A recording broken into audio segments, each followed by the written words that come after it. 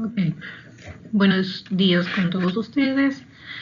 Hoy día vamos a hablar o conversar sobre dermatitis infecciosa dentro del capítulo de dermatología. Soy la doctora Beatriz Ingar, médico asistente del Hospital Hipólito Unanue. El día de hoy vamos a revisar varios temas que están enumerados en el sílabus, como es por el ectima, impétigo, celulitis, erisipela, eritrasma, foliculitis, forunculosis, tricomicosis axilar.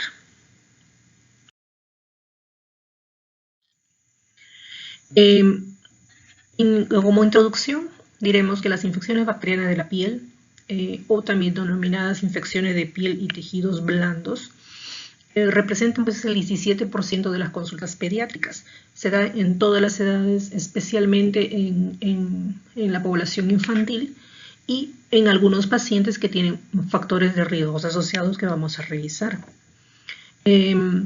Afecta a cualquier estructura de la piel y anexos en diferentes niveles de profundidad. Ustedes ya revisaron en las clases anteriores la anatomía y fisiología de la piel, por lo cual ustedes ya están, ¿cómo se llama?, con las nociones de las diferentes estructuras que conforman nuestra piel, las diferentes capas que presentan nuestras pieles y los anexos que estos incluyen, ¿no?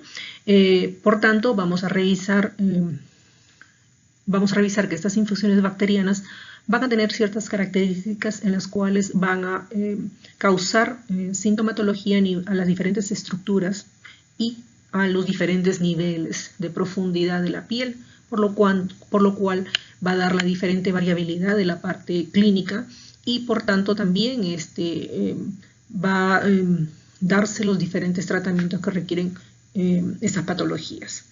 Acordemos siempre que que vamos a tener que considerar en este punto los clásicos pues, hallazgos de un proceso inflamatorio, como son el eritema, el dolor, el calor a la palpación, que pueden estar asociados a síntomas sistémicos y que son claves para el diagnóstico clínico de muchas de estas patologías.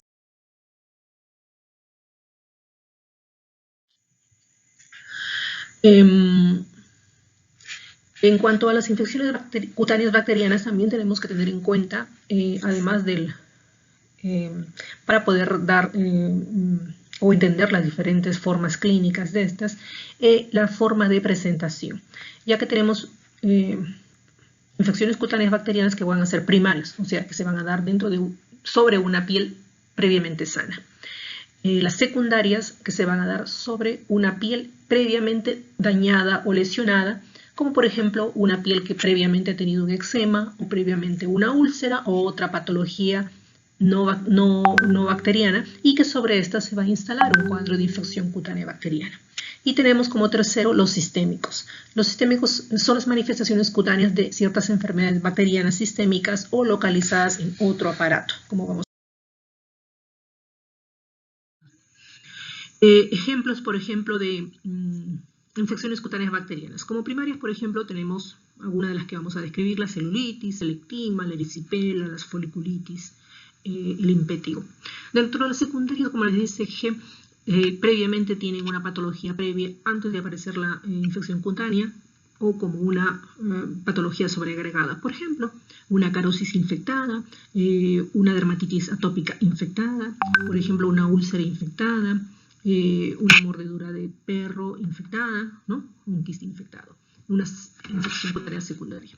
Y como terciaria están básicamente dadas en patologías ya bastante específicas, como por ejemplo una de endocarditis, una gonocosemia, una fiebre tifoidea, que van a determinar en algunos casos émbolos que van a ser disparados de la parte sistémica a la piel.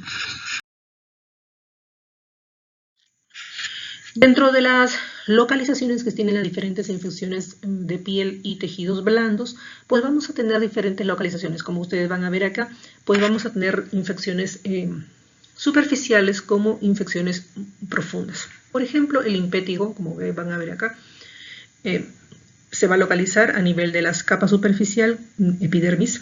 Por ejemplo, la celulitis pues va a abarcar ya tejidos más profundos como la dermis e incluso el tejido celular subcutáneo. Una fascitis necrotizante va incluso irse hasta la fascia profunda. Una linfangitis va a tomar, por ejemplo, el músculo. Una miositis, el músculo.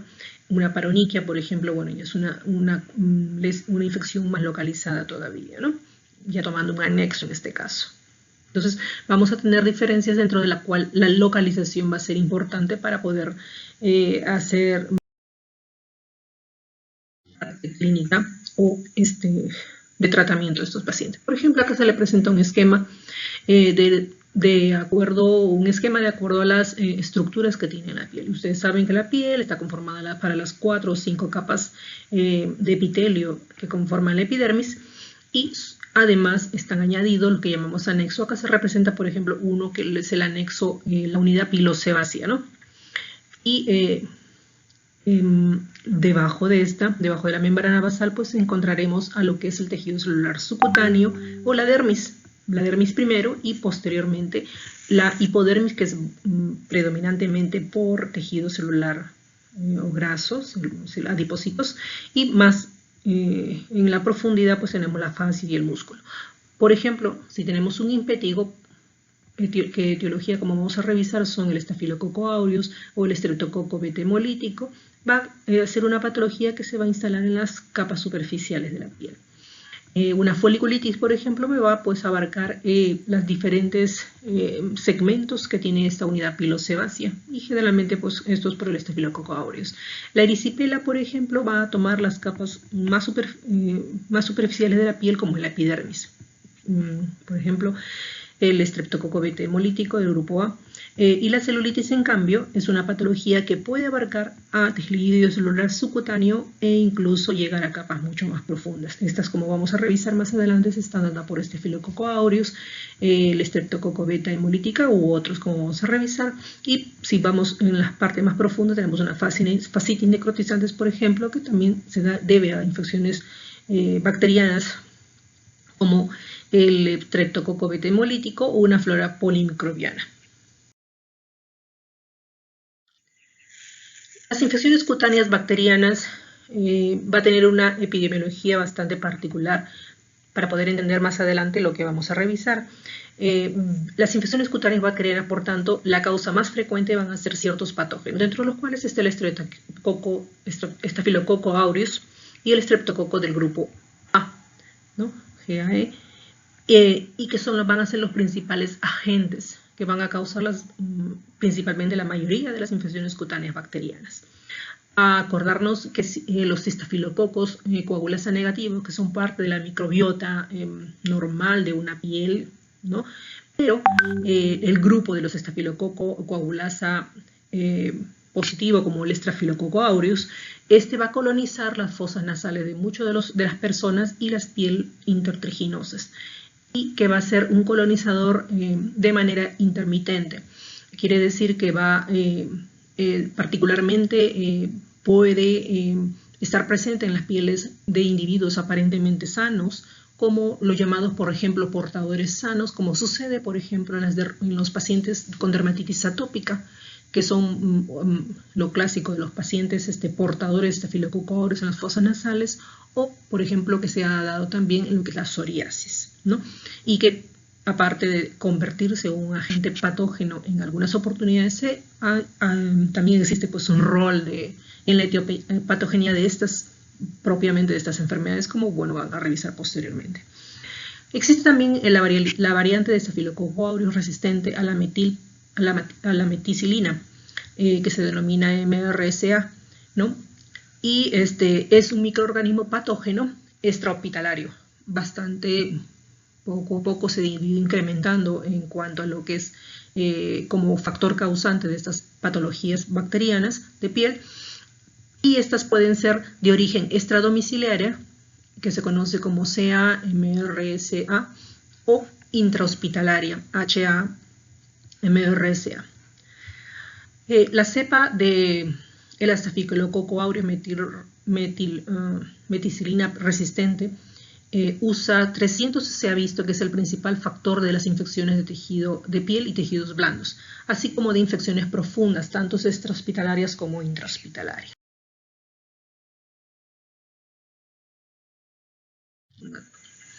el estreptococo de grupo A, van a colonizar primero la piel y luego la nasofaringe.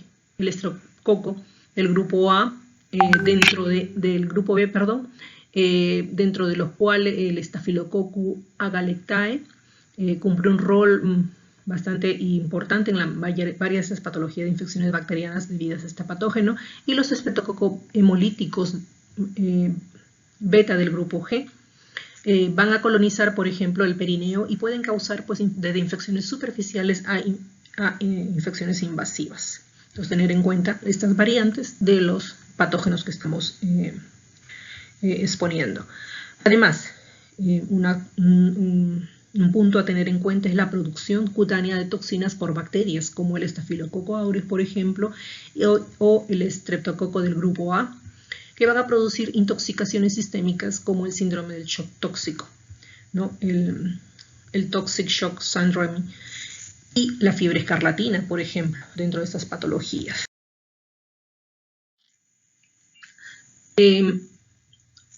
Cuando revisamos ahora el tema del ectima, propiamente dicho, el ectima pues, se define como una infección ulcerativa más invasiva, caracterizado por una vesícula o pústula como lesión inicial y que va a evolucionar a una úlcera cubierta con una costra amarillenta y de curso crónico y de curación lenta. El agente etiológico que principalmente se detecta en esta patología es el estreptococo beta hemolítico del grupo A, pero en algunos casos se ve una asociación con Staphylococcus aureus. Para que se dé esta patología, principalmente debe existir predominante. Dentro de la epidemiología se ve que existe una amplia población que puede ser afectada por esta patología, pasando por los niños, adolescentes y ancianos. No hay diferencias sexuales. Se habla que en los trópicos es bastante frecuente esta patología y, como les mencionaba, clínicamente inicia como una vesícula o una pústula que posteriormente va a dar origen a una úlcera de bordes levantados, indurados, violáceos y de base granulomatosa. De ese aspecto ensacabotcado, como vamos a revisar en una foto, en una iconografía, con halo eritematoso y edema. Frecuentemente la lesión es única o muy escasas. Se habla de 1 a 3 lesiones en la extremidad que vamos a diagnosticar esta patología. Generalmente son úlceras aproximadamente de 1 a 3 centímetros. Esta patología, el ectimas, no se asocia con síntomas generales y como una vez que termina esta patología van a dar cicatriz, una cicatriz atrófica y cambios pigmentarios. ¿Por qué? Porque es una lesión más o menos piel. Aquí, como vemos, vemos 2 úlceras a nivel de la región maleolar, por ejemplo, 2 úlceras de bordes bien definidos, ¿no? Ensacabocado, bastante precisos los bordes, con un fondo granulomatoso y rodeado de eritema, de una mácula eritematosa, media liliácea, ¿no? En otra pierna, por ejemplo, un ectima ya más evolucionado, en una zona mucho más superior de extremidades inferiores, que es la zona más frecuente de presentar esas patologías, y ya vemos que poco a poco se va tornando esa hiperpigmentación que tiene este tipo de patologías, ¿no? Rodeada en este momento ya del leve eritema. Acá tenemos 3 úlceras, por ejemplo. El ectima, entonces, el diagnóstico es puramente clínico. En algunos casos va a ser necesario pues, obtener un raspado de la lesión para hacer un procedimiento de gran cultivo o biopsia en algunas patologías para hacer diagnósticos diferenciales. El diagnóstico diferencial al inicio va a ser con un impetigo ampolloso, vesícula, pústula, y después el ectima, después cuando ya esté la formación de la úlcera, pues hay que hacer el diagnóstico diferencial con ectimas gangrenosos, que es por otro microorganismo como la Pseudomonas aeruginosa o el Pyoderma gangrenoso, que es una patología no infecciosa, por ejemplo, pero sí también vemos una úlcera en extremidad inferior en ciertas zonas endémicas. Podemos también hacer el diagnóstico con leishmaniasis, por ejemplo, pero ahí tendríamos que evaluar el factor. El ectima, básicamente el tratamiento son cuidados locales, tópicos de las curaciones que tienen que hacer estos pacientes. sistémicos de los antibióticos que más adelante vamos a presentar y a veces son comunes para estas patologías. En el impétigo se define o también se conoce como el nombre de piodermitis o pioderma de Ruiz-Maldonado. Es una infección bacteriana cutánea superficial y muy contagiosa, caracterizada por la ampolla o vesícula subcórnea. De inicio casi similar a la anterior patología. El agente etiológico en el 80% de los casos se detecta el Staphylococcus aureus. Existen variantes clínicas. La principal variante clínica presente el impétigo contagioso es el impétigo no buloso, no ampollar en niños en el 82% de los casos y mixto va a ser en el 12% de los casos. Se puede dar un impétigo ampollar que vamos a revisar y en el cual se va a aislar, por ejemplo, Staphylococcus aureus, fago del grupo 2, o Staphylococcus aureus meticilina resistente, como hemos revisado, hasta en el 20% de los casos. Se ha visto también en algunos impétigos que hay un 50% de encontrar a este Staphylococcus aureus metilresistente adquiridos en comunidad, o sea, los extrahospitalarios, y que hay que tener en cuenta la evolución de estos. Existen formas graves del impétigo ampollar, y le he dicho que existen dos formas, la ampollar y la no ampollar. En las formas graves de impétigo ampollar, denominado síndrome de piel escaldada, que está dado principalmente por el efecto de las toxinas epidermolíticas de algunas variantes del Staphylococcus aureus del grupo A o B, y que me va a dar la formación de estas toxinas epidermolíticas y me da esta forma de impétigo en particular. Algunos estudios se ha visto también que el impétigo no ampollar va a haber una mixtura de patógenos y en las cuales se van a encontrar, por ejemplo, bacterias anaeróbicas en un 12%, dentro de las cuales las más encontradas están dadas por la Pecto, Streptococcus o la Prebotella intermedia. En algunos casos, bacterias aeróbicas más anaeróbicas mismas, o sea, mayor mixtura en un aproximadamente 25% de los casos. La epidemiología. El impétigo es una patología predominantemente de escolares y preescolares. El sexo predominante en varones 2.5 a 1, ver la relación varón y mujer. Entre los factores predisponentes que se ven relacionados con esta patología están varias. Una es las zonas sociales, donde hay higiene deficiente, donde hay hacinamiento, bajo nivel socioeconómico, entre las cuales no hay condiciones de salud pública básicos. Las puertas de entrada generalmente desde el impétigo van a ser microtraumatismos o maceración de la piel.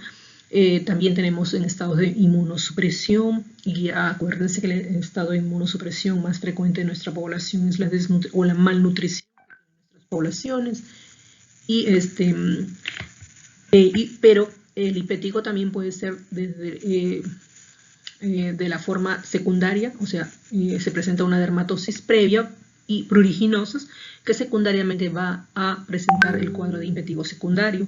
Por ejemplo, una dermatitis atópica impetiginizada o una varicela, que es una de las cosas frecuentes de la varicela, que por el rascado pues, va a poder tener el componente de impetiginización. El impétigo dentro de la epidemiología es una de las patologías altamente contagiosa. El contacto va a ser el contacto directo de persona a persona, pero también va a ser a través de fomites. Predomina este impétigo en primavera y verano, climas calurosos favorecen este tipo de patología. La forma de impétigo ampollar es más frecuente, se ha visto en neonatos, por ejemplo, a diferencia del impétigo no ampollar que se dentro de las variedades. Existen dos formas clínicas del impétigo, el impétigo contagioso no ampollar, que es lo más frecuente, que también se denomina vulgar, costroso o clásico, o de Tilbury-Fox, en el 70 al 80% de los casos. La otra variedad clínica es el impétigo ampolloso o buloso, en el 10 a 30%, y este a su vez tiene dos variantes. El impétigo localizado, ampollar o buloso, denominado impétigo neonatorum, o el impétigo generalizado, síndrome de Ritter, von Ritter-Chain. Son dos de las formas de las subvariantes clínicas del impétigo ampollar. Y esto hablando de las patologías que pueden darse como un impetigo primario o también como un impetigo secundario. El impetigo no ampollar. El impetigo no ampollar se da característicamente por lesiones indoloras, a veces muy pruriginosas y con una moderada sensibilidad, sin eritema en la periférica, ausencia de manifestaciones sistémicas, es un niño completamente asintomático, además de las lesiones, linfadenopatía regional en el 90% de los casos, es una leucocitosis en la mitad de los pacientes, inicia como una mácula eritematosa, como vamos a ver, de 2 a 4 milímetros, que luego va a evolucionar a una vesícula o pústula frágil y posteriormente da origen a una costra que llamamos glicérica, como vamos a revisar. Entonces acá tenemos la localización más frecuente del impétigo, dada por la zona periorificial, periorificial, alrededor de cualquiera de los orificios naturales de la piel. Dentro de lo más frecuentes el peribucal, el perinasal, son los más frecuentes de esta patología. En algunos casos pueden ser pliegues o miembros, pero esto es lo más frecuente. Generalmente van a tener lesiones satélites por autoinoculación. El paciente muchas veces tiene prurito y por tanto va a llegar el agente patógeno que se encuentra en estas costras llamadas mielicéricas. Mielicéricas, ¿por qué? Porque dan ese aspecto de miel de abeja. Al desprender las costras, que son fácilmente desprendibles, un poco de eritema. Esta lesión es una lesión, son superficiales y van a curar sin cicatrices. Otras fotos clínicas, por ejemplo, de niños escolares, ¿no? Y preescolares, periorificial, peribucal en este caso, con un leve eritema y las costras mielicéricas, ¿no? Costra mielicérica. Generalmente se dan mucho alrededor de la boca, pero también la parte perinasal. Como antes hablamos, nosotros comentamos que pues existen portadores sanos en muchas poblaciones del estafilococo aureus intranasal. Por tanto, a veces la historia de estos pacientes es de un resfriado, una rinorrea, por X motivo, y que el paciente posteriormente pues empieza a hacer las lesiones de vesículas, pústulas, eritema y costras, ¿no? Es bastante frecuente. El impétigo ampollar generalmente se dan en neonatos, por brotes epidémicos se dan en hospitalizaciones y unidades neonatales, una patología que se da en hospitales. Se dan como pequeñas vesículas o llegan a confluir y dar las ampollas, que usualmente son flácidas, ¿no? Y son frágiles al tacto y se van a romper fácilmente. Y me van a dejar posteriormente una descama en collarete, como si fuera un collar, ¿no? Alrededor. Igual, un impétigo ampollar, ampollas que rápidamente se rompen y me dejan una área denudada con un collarete, las costras mielicéricas de este. El impétigo ampollar, la localización frecuente es en el tronco y extremidades, a diferencia de la otra que era en cara. Secundarias o pueden ser diseminadas. Esta es una infección bacteriana que es frecuentemente como complicación de varicela, o sea, es un impétigo secundario a varicela, ¿no? Se da como una complicación de varicela. En el impétigo ampollar existe una separación epidérmica que es por acción de la exotoxina del estafilococo aureus, llamada epidermolicina. Bueno, ahí existe una susceptibilidad en los lactantes y los niños pequeños, y esta patología pues, puede cursar con síntomas generales como diarrea, fiebre, debilidad generalizada. Es raro ver responsable del cuidado de los niños y de personal asintomático. ¿Por qué? Porque como ya hablamos, tenemos una población general que el 20-40% pueden comportarse como portadores nasales. Germen. El síndrome de von Rietersheim va a hacer un curso desde un impétigo ampollar a una completo evolución, dando lo que llamamos eritrodermia exfoliativa, como vamos a revisar. Se hablan de que esta patología se caracteriza por tener pródromo de rinitis, conjuntivitis o síntomas respiratorios altos antes de cursar las lesiones cutáneas. Posteriormente se da exantema de aspecto de la langosta hervida, como vamos a revisar. dando un exantema escarlatiniforme y que hay una hiperalgesia cutánea en el niño y que va a ir desde del tronco, flexura periorificial hasta hacer la evolución extensa de la piel. Dan un Nikolsky positivo. El Nikolsky positivo es que yo toco la piel de estos pacientes y se rompe con facilidad. No existe compromiso mucoso, oral ni genital y no deja. Por ejemplo, este es un bebé con lesiones ampollares flácidas y en otra zona ampollas, contenido líquido claro y que fácilmente se esfacelan, ¿no? se rompen.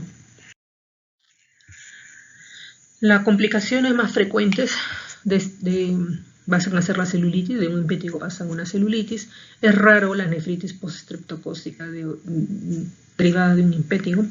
El impétigo ampolloso, el síndrome de Ritter, sí se ha visto relacionada con la glomerulonefritis en casos muy ocasionales.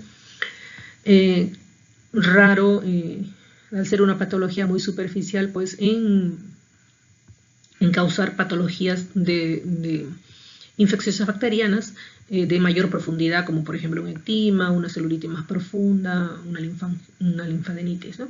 Generalmente por su condición de ser superficial. El pronóstico es bastante bueno de estas patologías y la resolución completa aproximadamente el antibiótico que vamos a dar.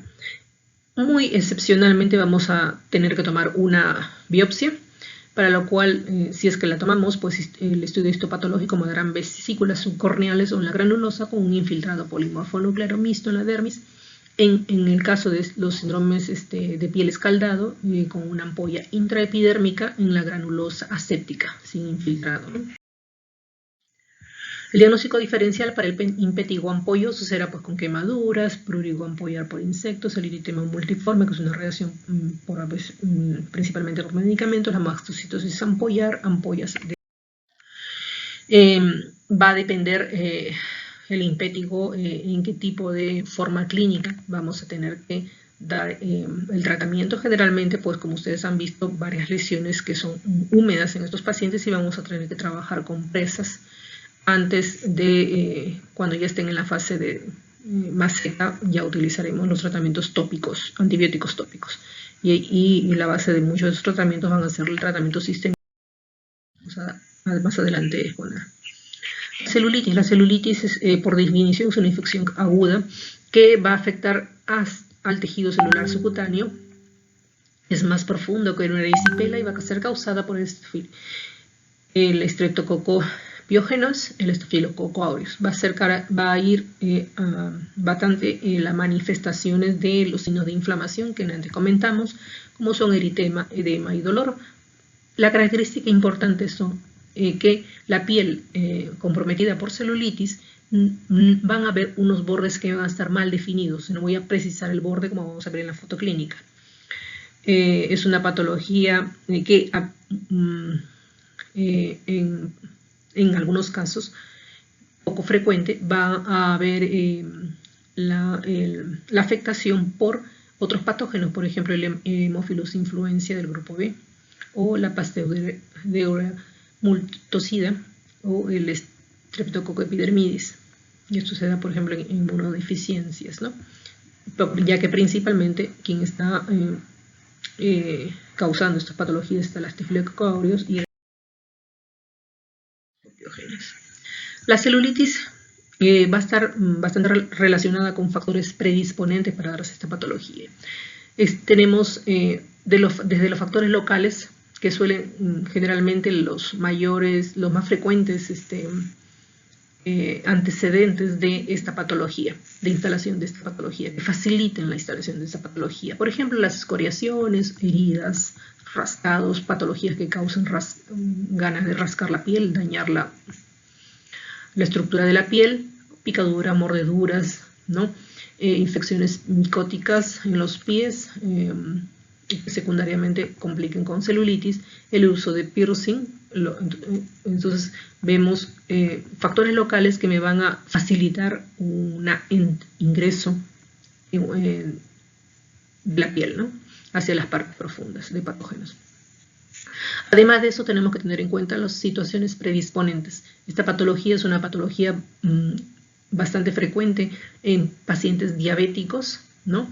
En obesos, en pacientes que con edema de miembros inferiores, con enfermedad vascular periférica, por ejemplo, pacientes con varices, linfedemas, pacientes con úlceras cutáneas de otras enfermedades, como por ejemplo los diabéticos, en pacientes cirróticos, patologías neoplásicas, heridas quirúrgicas recientes, mordeduras de animales, alcoholismo, pacientes alcohólicos, uso de drogas de abuso intravenosa, ya que pues damos facilidades para invasión a través de la piel, la superficie de la piel.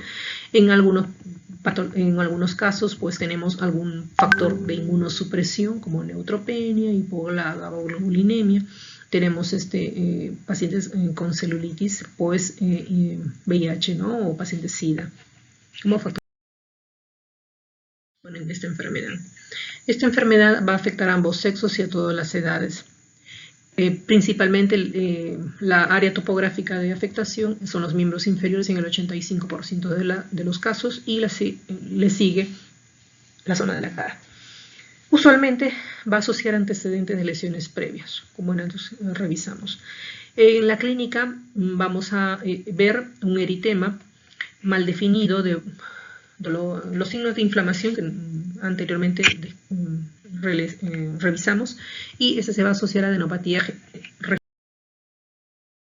y síntomas sistémicos.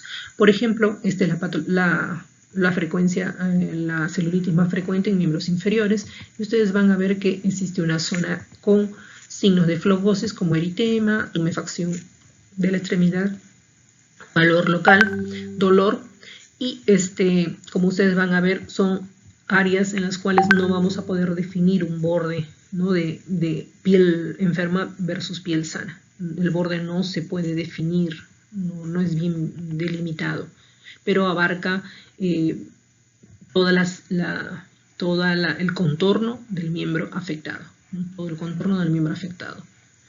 El contorno, ¿no? Y la característica es de no tener bordes precisos. Esto es, por ejemplo, lo que llamamos la celulitis facial.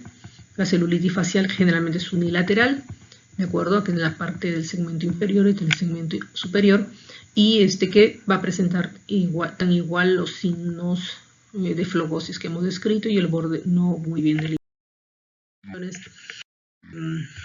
En poblaciones infantiles, 3 meses a 4 o 5 años de edad, y casi siempre se va a ver relacionada con enfermedad sistémica o una bacteriemia posterior.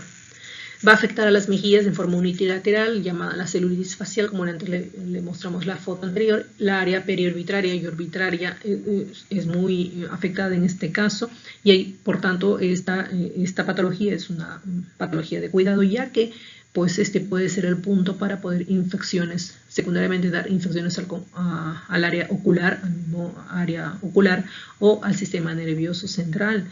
¿Por qué? Porque pues por la cercanía con el seno cavernoso. En el tratamiento de la celulitis pues tenemos medidas generales de inmovilización y elevación del miembro, que van a ayudar a reducir por los signos de flebosis que tiene este miembro. El manejo ambulatorio de la celulitis localizada cuando es muy pequeña y sin compromiso sistémico. Tratamiento a su vez. El tratamiento sistémico, en algunos casos de celulitis localizada sin compromiso sistémico, se puede empezar por vía oral. Por ejemplo, podemos utilizar cefalosporina de primera generación, de segunda generación. En caso de que el paciente pues sea penicilino resistente a la penicilinasa, tenemos otras opciones: cloxacilinas, dicloxacilinas, tenemos beta-lactámicos con inhibidores de beta-lactamasa, cuando está unido en la amoxicilina del ácido clavulánico. En los nuevos macrólicos, las lincosamidas, cuando ya son tratamientos por vías parenterales, pues ya a veces requerirá al paciente de hospitalización. Erisipela. La erisipela es una infección bacteriana aguda de la dermis y la parte superior del tejido celular subcutáneo. Tiene entonces parte superficial y más o menos profunda, caracterizada por placas eritematosas y edematosas bien delimitadas, a diferencia de la celulitis, y que van a estar acompañadas de síntomas generales. El agente etiológico es el estreptococo beta hemolítico del grupo A, ocasionalmente se va a identificar al estafilococo. La erisipela tiene como factores de riesgo el linfedema y lesiones cutáneas previas. Otros factores predisponentes tenemos la diabetes, el alcoholismo, el síndrome nefrótico, inmunodeficiencias e infección por VIH. La erisipela es frecuente en mujeres, niños pequeños o adultos mayores, ¿no? Población susceptible. En el 85% se da en las piernas, en el 20% en las caras, en niños en el abdomen. La clínica va a ser una brusca aparición de fiebre y astenia, síntomas generales, y que posteriormente se va a dar escozor y signos inflamatorios. El enrojecimiento va a ser bastante característico, con signos inflamatorios de rubor, dolor, eritema y calor, pero con bordes bien definidos, ¿no? Unilateral, asimétrico y con adenopatía regional y con recurrencias. El diagnóstico básico puramente clínico. Celulitis en un caballero, ¿no? El área bastante delimitada, los signos de flogosis, igual áreas bien delimitadas. De la erisipela el pronóstico es bastante bueno. Las complicaciones más comunes van a ser flebitis, tromboflebitis, abscesos, gangrenas en pacientes con más factores predisponentes para poder complicar esta patología, ¿no? La erisipela, el tratamiento, pues también va a darse por medidas generales. La hospitalización va a depender de la gravedad de los factores predisponentes que tenga el paciente. El reposo, elevación de la zona afectada cuando se trata de un miembro de una extremidad. Se va a disminuir el edema y la hinchazón, la corrección de los factores predisponentes que hemos enumerado, el tratamiento de la puerta de ingreso, la prevención de tromboflebitis. En el tratamiento local, importante dar indicaciones que no se sugiere tratamiento tópico de erisipela, nada de cremita, nada de frotar sobre la superficie de estas lesiones, salvo que curse con ampolla, úlceras o costras, en las cuales vamos a poder utilizar ciertas soluciones antisépticas, como por ejemplo las que están constituidas por sulfato de cobre o aluminio, como la solución de Buró, la solución de Alibur. Ya cuando en compresas estas soluciones pueden también utilizarse compresas con permanganato de potasio, un poquito escaso encontrarlo, pero tenemos las otras opciones, como les decía, de solución de Alibur o solución de Alibur o solución de Buró, como compresas sobre las pieles cuando hay lesiones, ampollas, costras o úlceras. Y ya cuando las lesiones están un poco más secas, podemos utilizar las cremas antibióticas tópicas. Usualmente los antibióticos tópicos que utilizamos frecuentemente están dando por la mupirocina, ácido fucídico, básicamente. La debridación quirúrgica en caso pues, que requiera la patología. El tratamiento por vía oral dependerá del tipo de la intensidad de la patología. En casos leves, como ustedes verán, medicamentos o antibióticos por vía oral.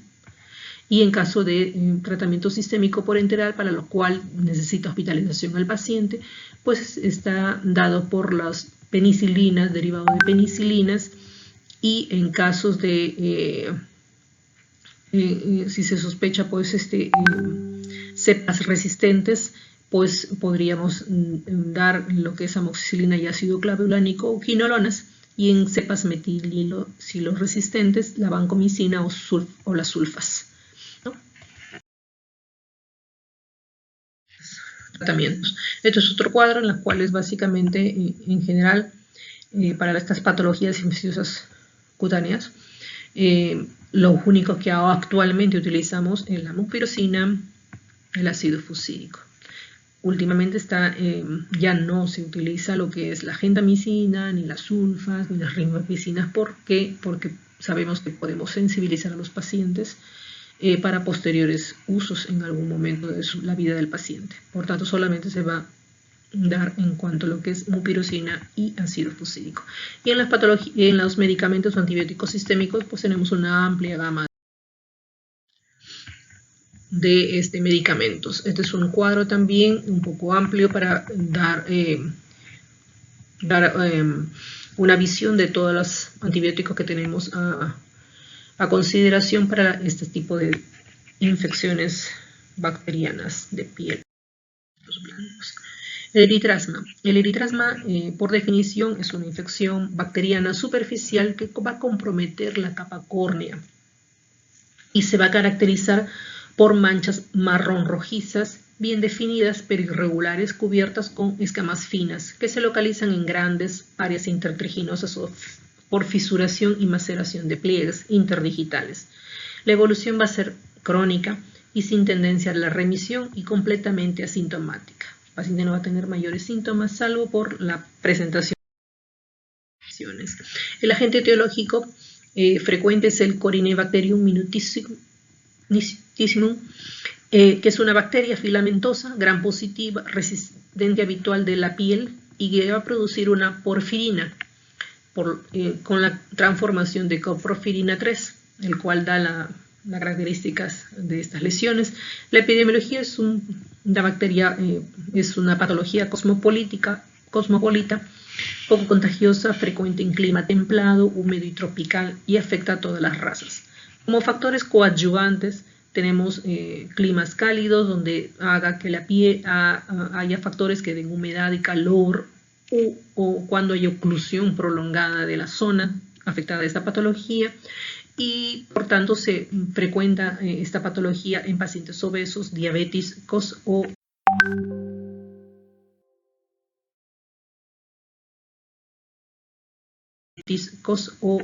pacientes con inadecuada higiene.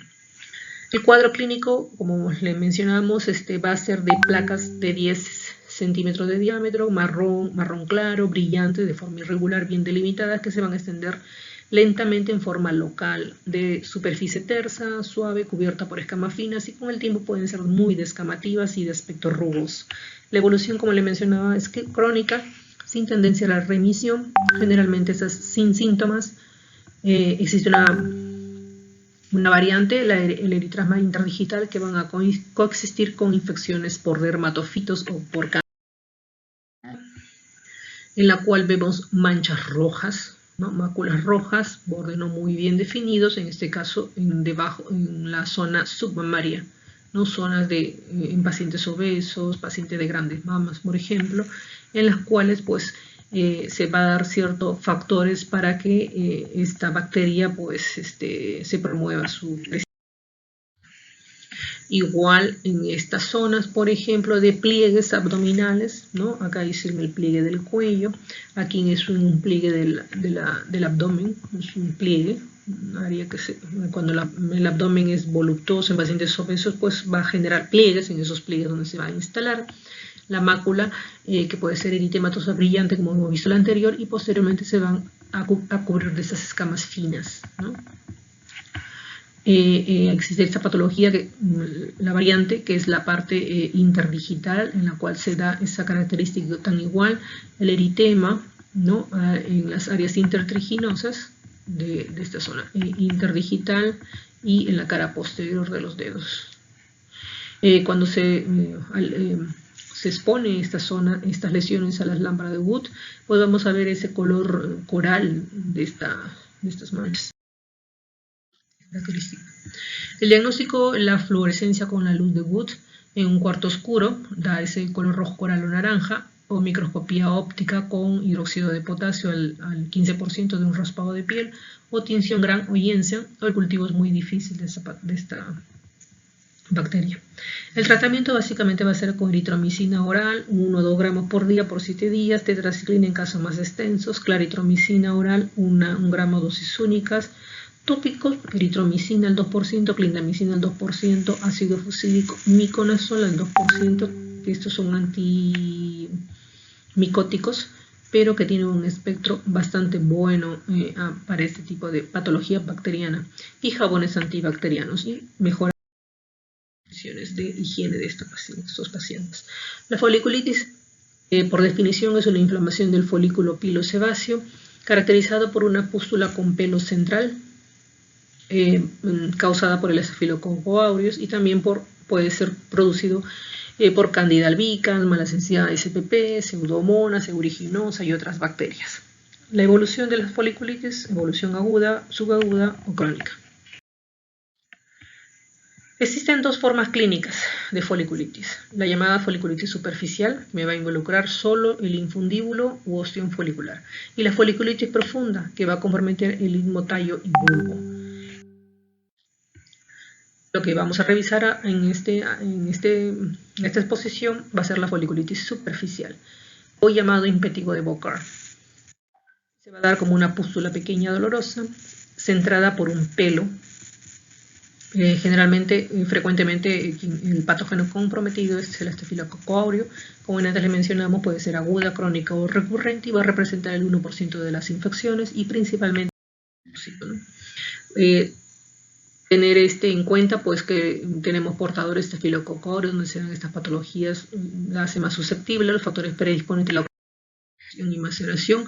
En cuanto a la clínica, como les mencionaba, es una pústula que se sitúa alrededor de la salida de un pelo.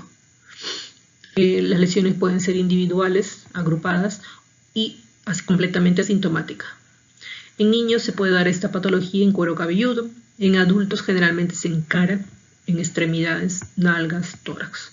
El diagnóstico es puramente clínico, se va a confirmar con un gran y por tanto va a ser con acné, con foliculitis por otras patologías, gran negativo, pseudomonas, las micóticas, las virales, herpes, la demodicidosis. El tratamiento, medidas generales, suprimir la causa que le está ocasionando la oclusión, por ejemplo, evitar la maceración y oclusión, curar las dermatosis preexistentes, la buena limpieza de la piel, el tratamiento tópico, lavado y limpieza con antiséptico, que puede ser, como le dije a ustedes, dependiendo de la cantidad de lesiones, con las soluciones de Alibur o Buro, y antibióticos tópicos, mupirocina o ácido fusídico. Los tratamientos sistémicos van a ser por antibióticos sistémicos antiestafilococos, como revisamos. La forunculosis. La forunculosis es una nodulación inflamatoria que va a involucrar al folículo piloso con un pequeño absceso hacia la dermis. Existe una forunculosis que es crónica, que es definida como 4 o más episodios en un año. El agente etiológico que se ha visto relacionado a esta patología es el estafilococo áureo y su variante metilcino resistente. Es un comensal en el 20% de la población en las formas crónicas y un 60% en las formas intermitentes. Los factores de riesgo que se han visto relacionados con la forunculosis está el contacto directo con personas infectadas, familiares o personal de salud. Hacinamiento, pobre higiene, diabetes, el uso antibiótico previo, ¿no? El cuadro clínico va a iniciar como un nódulo folículo concéntrico, rojo, sensible, de piel pilosa, que se va a aumentar de tamaño, se va a hacer doloroso y fluctuante, y después de varios días va a dar origen a un absceso, se va a romper con una secreción mucopurulenta y necrótica. El diagnóstico es con cultivo de secreción, biopsia local en algún hemograma. Aquí tenemos una lesión, por ejemplo, lesiones, forunculosis, dos forúnculos. Como ustedes verán, lesiones nodulares con signo de inflamación. De acuerdo, que en este caso, por ejemplo, ya se rompió, dando la secreción purulenta y se queda con la lesión costrosa. Aquí tenemos una lesión un poquito de acercamiento, dentro de las cuales vemos un nódulo de superficie pustulosa con bastante componente inflamatorio. La forunculosis, el tratamiento va a dar por el drenaje con incisión si el absceso es menor de 5 centímetros. En lesión mayor con fiebre, celulitis asociada, se deberá primero dar el tratamiento sistémico. Se habla de una tríada terapéutica, el uso de antibióticos como la clindamicina o sulfas y doxiciclina por 7 días. La descolonización del estafilococo aureus con una desinfección de la piel con clorexidina por 21 días, antibiótico tópico nasal, que ya le dijimos que es la zona donde los portadores sanos albergan a este patógeno, o clindamicina bioral 1800 a 2400 miligramos por día por 21 días, y con la cual se logra la remisión del 87% a los 9 meses. La descontaminación de estos pacientes con lavado de manos, cuerpo con clorexidina al 4%, control de forunculosis intrafamiliar, lavado de ropa personal y de cama. Termoterapia en algunos casos con compresas calientes. La tricomicosis axilar es una condición poco frecuente caracterizada por la infección de la porción extrafolicular del pelo a predominio axilar. Sinónimo de esta patología, tricomicosis nodosa, pilonodosis palmeriana, tricomicosis cromática, triconocardiosis axilar, leptotricosis axilar, tricobacteriosis axilar, triconodosis bacteriana o triconobacteriosis axilar. Se da en climas templados, en zonas altamente tropicales del Centro y Sudamérica, predomina en varones con hiperhidrosis y mala higiene, se asocia con transmisión de persona a persona y tiene la característica en zonas donde hay hacinamiento. El agente causal es el Corynebacterium flavensis en el 85% de los casos. Existen bacterias gram positivas y esta Corynebacterium forma parte de la microbiota de la piel. Se han aislado 3 diferentes difteroides en los nódulos o concreciones en las formas negra y roja. Se describen el Micrococcus castellani y el Micrococcus nigricans. La localización es el tallo del vello axilar, puede ser escrotal también, y el pelo terminal de piel. Y cuando se extrae un pelo de la zona y se somete a la tinción de la tinta Parker, por ejemplo, se van a observar las acumulaciones, concreciones azules alrededor del pelo, ¿no? Igual las concreciones que están alrededor del pelo de estos. El cuadro clínico es asintomático, pero al combinarse con la transpiración con los productos metabólicos bacterianos se va a producir las manchas características de la ropa y el mal olor. Los pequeños nódulos palpables de color variable, desde amarillo, crema, cuando tiene que ver este difteroide flava, el tono rojizo, el rubra o el negro, el nigra, sin romper el pelo. Es una patología crónica y recidivente y hay reportes de actividad polimicrobiana adicional. El diagnóstico es con luz de Wood, con fluorescencia blanco-amarillenta y el examen directo con KOH o tinción de Gram. El cultivo es... El tratamiento básicamente va a estar dado por el rasurado o depilación del área afectada, la higiene con jabones antisépticos, uso de antitranspirantes, antibióticos tópicos como eritromicina, clinda o antibióticos inhibición. Las fuentes de información que hemos revisado para la exposición.